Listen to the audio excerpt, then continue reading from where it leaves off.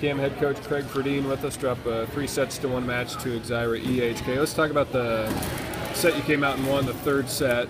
What was the difference in that one for your team? Well, I think the key on that one was we played consistently throughout the game. We didn't give them any big runs. I think the biggest run they had in that third game was probably a 2, maybe a 3-point run. All the other games, we tended to give them a 4 or 5-point run, and we had to battle back each time. And against a solid team, you really can't give them that kind of run. I thought a lot of your sophomores came up and played pretty well, and that's just a strong class overall, it seems. You're pretty pleased with the way some of those players are coming together? Yeah, they've really developed, and this has been a great experience here for them. In some ways, they've kind of exceeded my expectations, without having any varsity experience coming up. But right now, they're not really sophomores anymore. They're basically juniors as far as playing 2 seasons. So, I think they've continued to improve, and they're scrappy, and things look good for the future.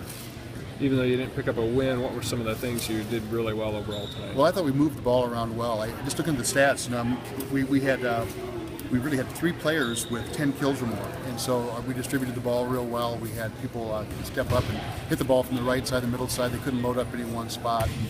And defensively, I was happy too. We forced them into a lot of tipping. It gave us some trouble because they tipped the ball pretty well. But for the most part, defensively, I thought we played well.